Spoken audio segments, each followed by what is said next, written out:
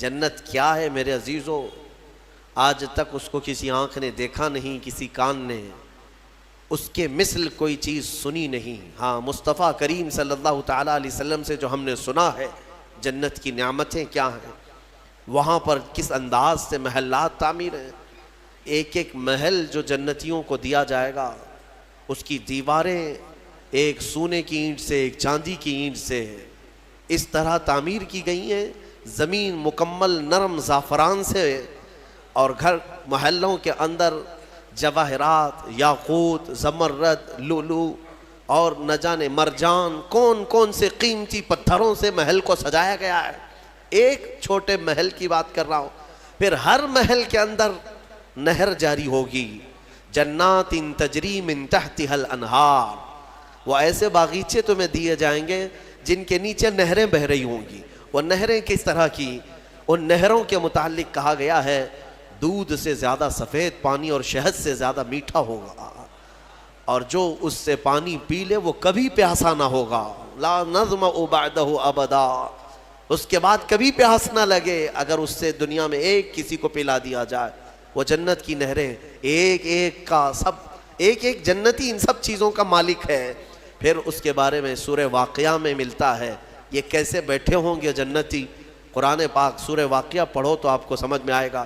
ثلۃ من الاولین وقلیل من الآخرین علی سرر موضونۃ متکئین علیہا متقابلین، سریر یعنی دیوان لگائے ہوں گے، ان کے گدے بچھائے گئے ہوں گے، بہت ہی اعلیٰ قسم کے، پوری دنیا کے بادشاہ مل کر وہ دیوان نہیں خرید سکیں گے، ان کے پاس اس طرح کا دیوان کبھی آیا نہیں ہوگا۔ جنتیوں کو بٹھایا جائے، ایک جنتی اس پر مظہری پر بیٹھے ہوگا، متکئین ٹیک لگائے بیٹھے ہوں گے۔ یہ جنت کے احوال بیان ہو رہے ہیں، ٹیک لگائے بیٹھے ہوں گے، اور آمنے سامنے ہوں گے دوسرے جنتی بھی، دوسرا جنتی اس طرف ہے، ایک جنتی اس طرف ہے، آمنے سامنے ہوں گے۔ یطوف علیہم ولدان مخلدون، وہاں خوبصورت لڑکے خدمت کے لیے معمور ہوں گی، وحور عین کامثال اللؤلؤ المکنون، اور اللہ فرماتا ہے بڑی بڑی آنکھوں والی حوریں ایسی جیسے کہ چمکدار موتیوں کی طرح، ایک ایک جنتی کو 70 حوریں خدمت میں دی جائیں گی۔ وہاں پر کیا ہے؟ نہ بیمار ہونا ہے، نہ سر درد آنا ہے، نہ بخار، نہ سردی۔ جنت میں نہ غم ہے، نہ کسی چیز کا خوف ہے۔ خوف کس چیز کا ہوتا ہے؟ مرنے کا ہوتا ہے، موت تو آنی نہیں ہے۔ کوئی چیز چلی جائے گی، فوت ہو جائے گی تو اس کا غم ہے، وہ چیز ہونا نہیں ہے وہاں پر۔ ڈر بیماری کا ہے، بیمار ہونا نہیں ہے۔ پھر پلس کبھی ایسا ہوا کہ پیٹ درد سے آدمی بے چین ہوتا ہے، بے قرار ہوتا ہے، جنت میں نہ کبھی کسی کو پیٹ درد ہونا ہے، نہ کسی کو طہارت استنجا پکانے کی حاجت ہونی ہے، کیونکہ وہ نوری جگہ ہے، جو کھائے گا وہ نور ہی نور ہے، نور ہی نور ہے، اس کا فضلہ نہیں، نور کا فضلہ نہیں ہوتا، کچرا نہیں ہوتا۔ تو جنت میں کسی چیز کی فکر نہیں، اسی لیے قرآن میں جگہ جگہ اللہ نے فرمایا لا خوف علیہم ولا هم یحزنون، نہ ان پر کسی چیز کا خوف ہوگا، نہ کسی چیز کا غم ہوگا۔ اسی لیے میرے عزیزو جنت کی چاہت رکھو، اس سے بڑھ کر کے کیا ہے؟ جنت میں ایک محل کیسا دیا جائے گا پتہ ہے؟ جنت فل ہو چکی ہوگی، فل ہو چکی ہوگی، سب سے اخیر میں ایک بندہ آئے گا، حساب دیتے دیتے دیتے زمانہ گزر گیا، جنتی جنت میں جا چکے، سب کا فیصلہ ہو گیا، لاسٹ آنے والا، سب سے اخیر میں آنے والا جنتی پتہ نہیں کتنے 100 سال بعد آئے گا، بخشش ہو گئی، اس کی سزائیں ختم ہو گئیں، اسے بھی نکال کر کے لایا گیا۔ جنت میں وہ آیا، دیکھا ساری جنت بھری ہوئی، سب کے محلات لگے ہوئے ہیں، ظاہر سی بات ہے انٹرنس پر سیدھے ہی آتے ہی بڑے بڑے محلات اور سب کے نام لگے ہوئے ہیں۔ یہ حسرت سے دیکھنے لگا، میں بہت تاخیر سے آیا، مجھے جگہ ملے گی یا نہیں ملے گی؟ سب سے اخیر میں آنے والا جنتی، تو وہ جنت میں اندر آئے گا، رب تبارک و تعالیٰ سے پوچھے گا کہ مولا میری جگہ ہے یا نہیں جنت میں؟ رب تبارک و تعالیٰ فرماتا ہے جنت میں اس بندے سے پوچھتا ہے تیری کیا خواہش ہے؟ جنت میں یہ محلات سب کو جو دیے گئے وہ کتنے بڑے ہوں گے میں انداز آپ کو بتاتا ہوں۔ اس بندے سے پوچھا گیا، وہ بندہ کہتا ہے میرے لیے کوئی جگہ ہے یا نہیں؟ اللہ تعالیٰ فرماتا ہے اے بندے تو دنیا سے آیا، دنیا میں رہا، زمین پر رہا، زندگی گزارا، وہاں سے آیا، اب تیرے لیے جنت ہو گئی، پوری دنیا جتنی بڑی تھی کیا اتنا بڑا محل تجھے دے دوں؟ جنت میں اتنا بڑا ایک محل تجھے دے دوں؟ وہ خوشی سے مولا کی بارگاہ میں اچھلنے لگا، مولا اتنا بڑا محل، اگر اتنی بڑی نعمت مجھے مل جائے تو کیا کہنے؟ رب تعالیٰ فرماتا، اے بندے کیا تو اس بات پر راضی ہے کہ دنیا کے برابر 2 دنیا برابر میں ایک محل دے دوں؟ دگنا، دنیا جتنی بڑی ہے اس سے بڑی۔ وہ بندہ خوشیوں سے جھومتا جا رہا ہے، یہاں تک کہ رب تعالیٰ اضافہ کرتا جا رہا ہے۔ حدیث پاک میں ہے اللہ تعالیٰ نے فرمایا کہ پوری دنیا کے برابر 3 گنا بڑا محل تجھے جنت میں دے دوں۔ وہ اش کرنے لگا، مولا یہ میری حیثیت سے زیادہ ہے اور تیرے فضل کے لیے کوئی چیز کمی نہیں ہے۔ پھر مولا تبارک و تعالیٰ حکم دے گا کہ اس بندے کو جو دنیا سے آیا، سب سے اخیر میں آیا، پوری دنیا کے برابر 3 گنا بڑا کر کے اسے محل دیا جائے۔ یہ سب سے اخیر میں آنے والے کا ہے، جو شروع میں جا چکے ہوں گے ان کے محلات کتنے بڑے ہوں گے، اور جنت کی وسعت کو تم اندازہ بھی نہیں کر سکو گے، وہ کتنی بڑی ہے، کتنی چوڑی ہے، نہ تمہارے کیلکولیشن میں آ سکے گا، نہ حساب میں آ سکے گا۔ جنت کو کس قدر پھیلایا گیا ہے میرے عزیزوں۔ اب نعمتیں ایسی ہیں کہ اللہ تعالیٰ فرماتا ہے جنتی جب جنت میں جائیں گے، کلما رزقوا فیہا من ثمرۃ رزقا قالوا ھذا الذی رزقنا من قبل، جس چیز کی خواہش ہوگی نا وہ ان کا کھانا وہاں سامنے رکھا ہوگا۔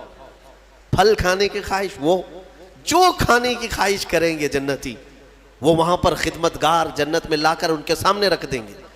اور فرمایا گیا کہ ہر بار ایک ہی قسم کے پھل کی طرح شکل ایک ہی ہوگی اور مزے الگ الگ ہوں گے، ایک ہی چیز لائی جا رہی ہے۔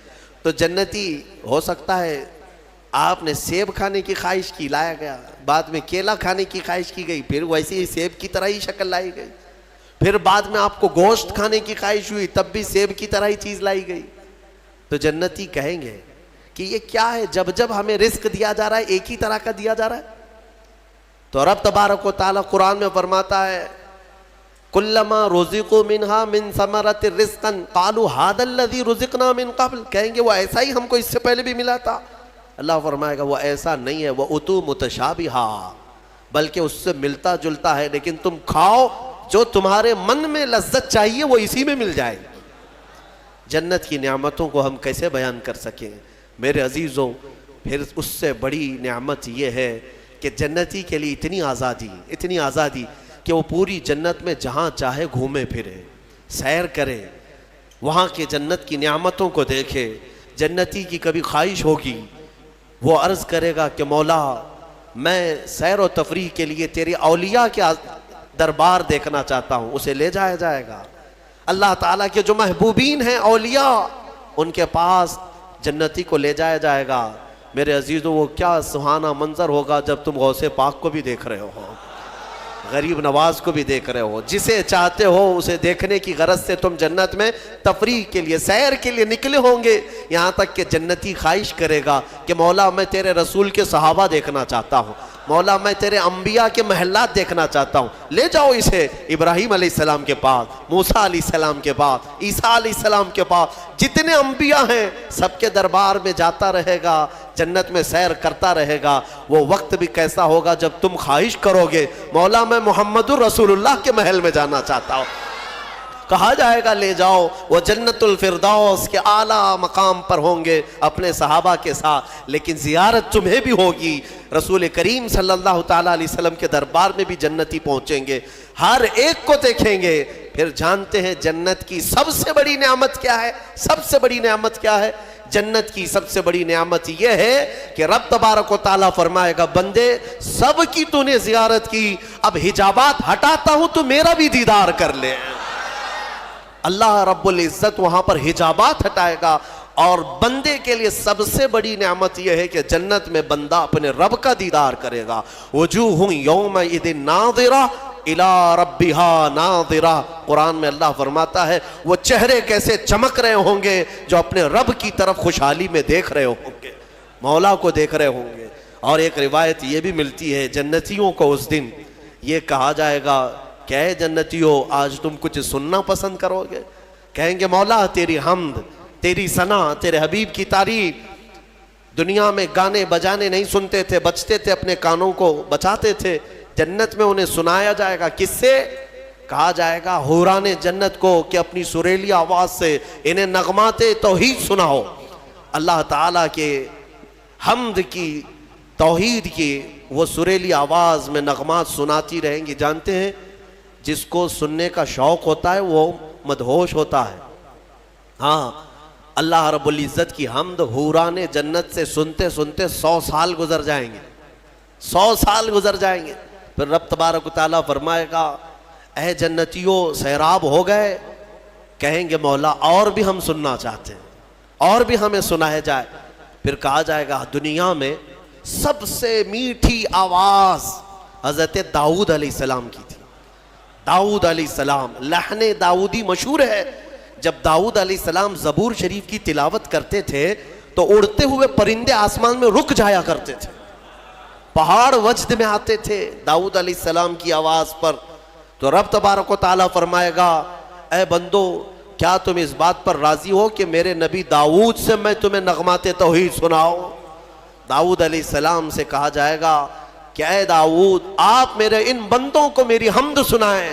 داؤد علیہ السلام اپنی میٹھی آواز میں جب نغمات توحید گنگنا رہے ہوں گے، 100 سال گزر جائیں گے، پتہ نہیں چلے گا، پتہ نہیں چلے گا۔ پھر مولا تعالیٰ فرمائے گا سیراب ہو گئے، تم سیراب ہو گئے؟ جنتی کہیں گے مولا تیری حمد اور بیان ہو تو اچھا ہے، اب ہاں اور ہم سننا چاہتے ہیں۔ رب تعالیٰ فرمائے گا فرشتوں حجابات ہٹاؤ، میں خود سناؤں میرے بندے سنیں گے۔ مولا کریم کیا وہ منظر ہوگا۔ اسی لیے جنت میں جانے کی تڑپ رکھو، طلب رکھو۔ ایسے نہیں کہ یہاں پر 4 دن کی عیاشی کے لیے جنت کو قربان کر دیا۔ یہاں تم گھوم پھر کر کے خوب محنت کر کے بھی اگر کچھ حاصل کر لیے تو کتنا کر لو گے، کتنا جی لو گے؟ مرنا تو ہے، تمہیں مرنا ہے۔ 70 سال 80 سال 100 سال جیو گے، اس کے بعد کیا ہے؟ موت تو آنی ہے۔ اور تمہارے جسم کے ساتھ ہمیشہ خطرہ بنا ہوا ہے دنیا میں، پتہ نہیں آج تو ٹھیک ٹھاک ہوں، کل پتہ نہیں کیا ہونا ہے۔ سردی موت کا سبب بنتی ہے، سر درد جو ہے بڑی بیماریوں کا سبب بن جاتا ہے۔ اچھے خاصے لوگوں کو ہم دیکھتے ہیں اچانک ختم ہو گئے۔ تو یہ دنیا تو ایسی ہی ہے، تم کروڑوں کما کر کے بھی وہ عیش نہیں لا سکو گے۔ ہم نے دیکھا ہے، آپ نے قارون کی جنت سنی، قارون کے خزانے سنے ہوں گے، اور شداد کی جنت سنی ہوگی۔ شداد نے جنت بنا دیا تھا دنیا میں۔ جنت کا مطلب وہ سن سن کر کے اس نے بھی سونے چاندی کی اینٹوں سے محل بنا دیا، اندر باغیچے لگا دیا، نہریں جاری کر دیا، لیکن شداد اس جنت میں قدم تک نہیں رکھ سکا، اس سے پہلے موت آ گئی، مر گیا۔ مرنے کا ٹینشن تو روز ہے تمہیں آج، جنت میں نہیں۔ یہاں اسی لیے میں کہتا ہوں دنیا پر جنت کو قربان مت کرنا۔ بہت زیادہ اگر تم محنت کر بھی لے جاؤ گے تو چند دنوں کا عیش ہے تمہارے پاس، یہ مال، یہ متاع، یا عورتیں، یہ بچے۔ قرآن کہتا ہے زُيِّنَ لِلنَّاسِ حُبُّ الشَّهَوَاتِ مِنَ النِّسَاءِ وَالْبَنِينَ وَالْقَنَاطِيرِ الْمُقَنطَرَةِ مِنَ الذَّهَبِ وَالْفِضَّةِ وَالْخَيْلِ الْمُسَوَّمَةِ وَالْأَنْعَامِ وَالْحَرْثِ ذَلِكَ مَتَاعُ الْحَيَاةِ الدُّنْيَا۔ اللہ فرماتا ہے لوگوں کے پاس چمکا دی گئی ہیں زینت کے طور پر، کیا؟ شہوت کی خواہش، عورتوں سے شہوت کی خواہش۔ اس کو انسان سمجھتا ہے سب سے بڑی چیز ہے یہ دنیا میں، سب سے اچھا عیش ہے، عورت اچھی مل گئی، خوبصورت۔ بہت سارے لوگ آدھی زندگی عورت کے پیچھے ہی برباد کر چکے، ان کو ایسا لگتا ہے کہ ایک لڑکی کو حاصل کر لینا ہماری آدھی زندگی کا وصول ہو گیا۔ تمہیں پتہ بھی نہیں، یہ تو جوڑے اللہ نے ویسے بھی تمہیں دیے ہوئے، اور اس پر سر کھپانا صبح سے شام، شام سے صبح، بیچارہ پریشان ہے ایک عورت کی خاطر۔ ہم دیکھتے ہیں اکثر نوجوانوں کی زندگیاں اسی میں ختم ہیں۔ وہ اسے محبت سمجھتے ہیں، اسے عشق سمجھتے ہیں۔ دیوانوں، یہ جسموں کے ملاپ کو محبت اور عشق کہاں کرے ہو؟ محبت اور عشق ایک بہت ہی مقدس الفاظ ہے، مقدس الفاظ ہے۔ ہاں، صرف آدمی اپنے جسمانی سکون کو حاصل کرنے کے لیے، اپنی شہوت کو پوری کرنے کے لیے محبت کا نام دے رہا ہے۔ محبت کیا ہے؟ محبت تھوڑی نہ ہے۔ عورتوں کی خواہش میں آدھی زندگی ختم ہوئی۔ یہ وہی لوگ تو ہیں جو شادی سے پہلے نہ جانے کتنے راتیں جاگتے تھے، پوری پوری رات بات کرتے تھے، پتہ نہیں کتنے کتنے وعدے معاہدے ایگریمنٹ ہوا کرتے تھے، شادی کے 8 دن کے بعد پھر زندگی چینج ہے. ہو سکتا ہے چند مہینے اچھے بتا لیے ہوں، اس کے بعد تو اب فون پہ بھی بات نہیں کرتا، گھر پہ بھی بات نہیں کرتا. جو گھنٹوں بات کرتا تھا، ہو گئی محبت ختم ہو گئی، عشق کی داستان ختم ہو گئی. کہاں ہے جو تم پہلے اس کے لیے وعدے کرتے تھے، اب کہاں ہے؟